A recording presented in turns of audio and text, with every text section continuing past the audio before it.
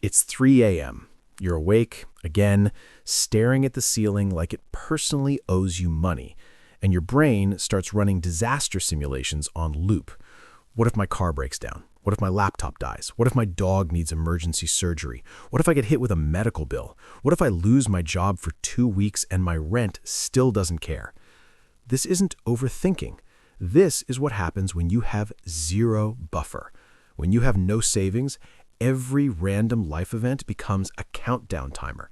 But the first time you save $10,000, something changes. Not because you're rich, because for the first time in your life, you have what I call the first real game changer. You stop having these 3 a.m. anxiety sessions because you're no longer one surprise away from financial panic. My name is Eternal from Math Millions, and I spend way too much time thinking about money, human psychology, and why some people seem to glide through financial challenges while others are constantly stressed. And if you want to understand how wealth building really works, instead of just hoping for the best, make sure to hit that subscribe button. Like, people will say, why $10,000? Why not $7,000? Why not $14,000? It's all made up. No, that's cope. $10,000 isn't about being rich. It's about a complete psychological transformation. It's the line where your brain stops treating the future like an incoming missile. You move from playing defense, just trying not to fall behind, to playing offense, where you can actually make moves. And once you feel that shift once, you never unfeel it. When you're broke or living paycheck to paycheck, your body lives in a low-grade stress response, and the main chemical driving that is cortisol, your primary stress hormone. Now, I'm not going to pretend a $10,000 savings account is a medical treatment, but practically, reaching a meaningful emergency cushion is strongly associated with less financial stress and better coping, because you're not constantly bracing for impact. You literally get breathing room. And that's the phrase. Breathing room. Because the difference between $0 saved and $10,000 saved is the difference between survival mode, every expense is a threat, breathing room, problems are solvable. Let me give you the best metaphor for this. Think about your car's check engine light.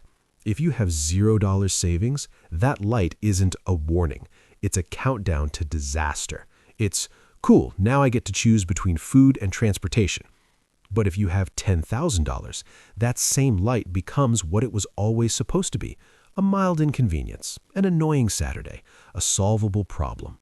This is the security threshold, and it changes how you think, sleep, and act, because $10,000 covers nearly any unexpected expense that hits the average person. Car repairs, roughly $500 to $3,000 for a lot of common problems, sometimes more for major failures, but $10K covers most oh-no moments without destroying you. Emergency vet stuff is also brutal. Emergency surgery can run thousands, commonly in ranges like $2,000 to $5,000, depending on what happens. A medical bill, a dental thing, a laptop replacement, a security deposit, a short job gap. $10K gives you the ability to handle it without spiraling. Now here's the part no one tells you. Saving the first $1,000 is brutal.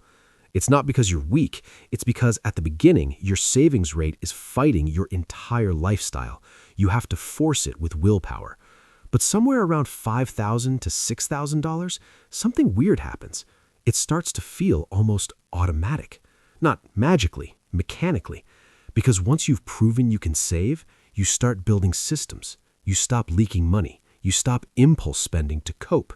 You get addicted to watching the number go up. And then $10,000 becomes inevitable. And yes, once you have the cash buffer, you can do something else with your money. Invest.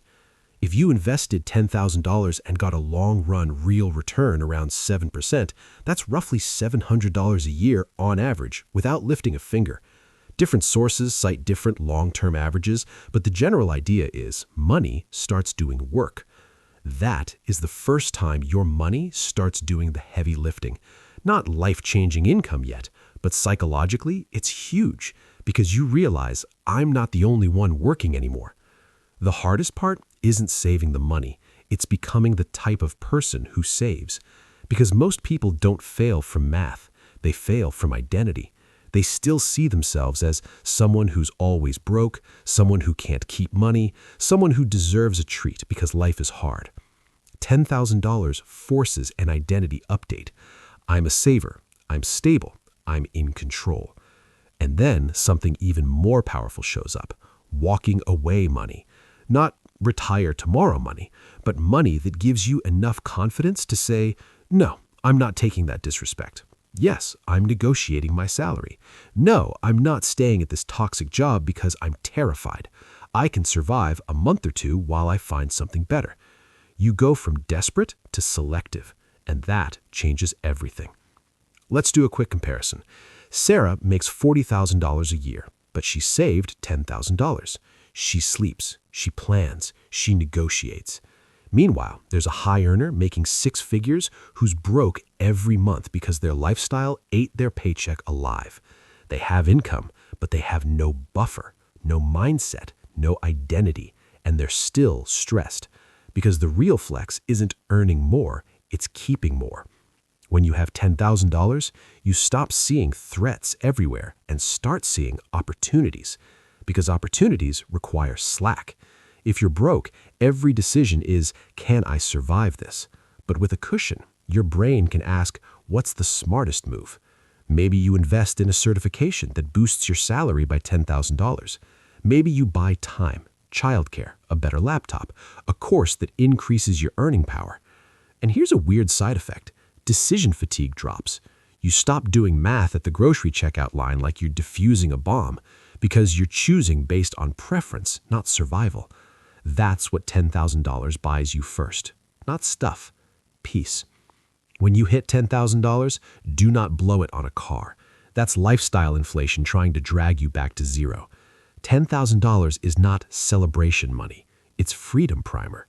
Start small, stay consistent, and remember that the person you become while saving your first $10,000 is infinitely more valuable than the money itself. Your future self will thank you. Anyway, I'm collecting donations in the form of subscribes to fund the next video.